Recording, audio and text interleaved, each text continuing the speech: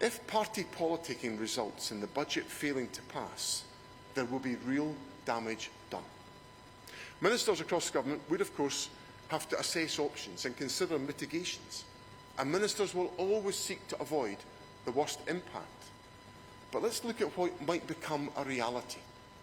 It would put at risk £2 billion of additional investment in the NHS, causing a catastrophic reduction in service delivery. Operations would likely have to be cancelled. Nurses and doctors' pay rises would be under threat. Medicines might have to be rationed. It could mean no universal winter heating payments for pensioners. The record increase in arts and culture funding halted. Fewer teachers and no new money for additional support needs. Increased funding for affordable housing lost. Real damage to the very fabric of our public services. Real damage inflicted on some of the most vulnerable in our land. Now, for the good of Scotland, I want to make sure that none of this comes to pass, which is why my government and I have done and are doing the work to avoid this disastrous scenario. And I remain confident that we can secure the passage of the budget. Why? Because we've brought forward a budget that is set in the mainstream of Scottish public opinion. Measures to protect business from a challenging trading environment. A real terms increase in local government funding to better support local services. Investment to reform and improve the National Health Service. A significant boost to housing investment and capital projects that will stimulate growth. Further steps to eradicate child poverty and create the best foundations for our next generation. Investment in the clean, green opportunities of a just transition.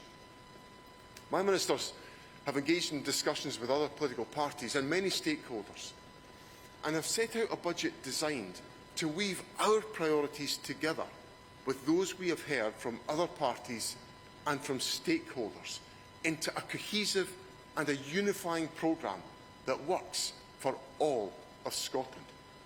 We've tried to bring political parties together, and we stand ready to do more to complete the task. So my invitation to all of you today is to join with us, businesses, third sector organisations, think tanks, universities, unions. I'd like to invite all of you in this room to play your part in helping to secure the passage of the budget. Because the NHS needs this budget to pass. Our economy needs this budget to pass. Scotland needs this budget to pass. I say that not because the budget gives any one group or party or individual everything they want, but because it's a budget that delivers progress. A budget that will enable us to bring renewal to our public services and to make the most of our country's many opportunities, whether in energy or in the arts. I want to do what is best for Scotland. We all do.